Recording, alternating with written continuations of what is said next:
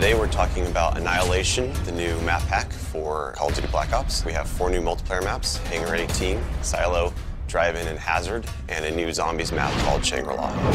Hangar 18 is based in the highly controversial Area 51, and it has a lot of Easter eggs that play up the conspiracy theory aspect. Hangar 18 is a medium-sized map. It has a pretty classic multiplayer gameplay structure. All the paths lead through and around the hangar. It kind of caters for all game types. You've got your close quarters going through the hangar. You've also got some sniper points as well. Strategically, you want to hold down the hangar. If you can work with your teammates to really control the 4 main flow points, then you're going to dominate the map.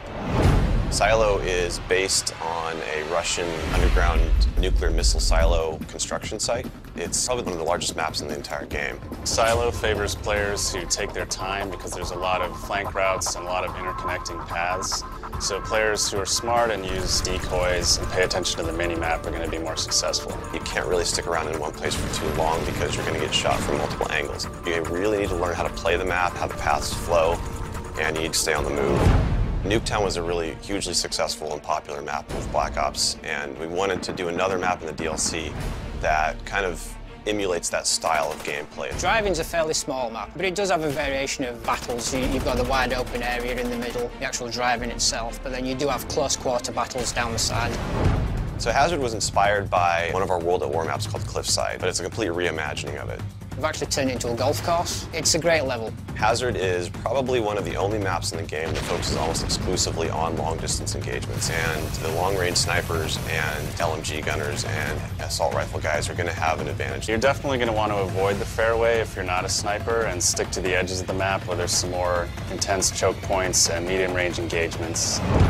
The story in Shangri-La is shrouded in mystery. I love to leave it up to the fans to derive their own ideas from it and also discover the facts that we put in there. I hope they really get the sense that we've taken this to just a whole nother level with the new weapons, the new environment, the new ways of getting around the map and things like that. There's a lot of holding areas, escape hatches, and things that let you get out at the last minute, which is a contrast to Call of the Dead, where it was a very wide open map. This is a much tighter map. Don't hold out too long. If things look like they're getting rough, get out of there.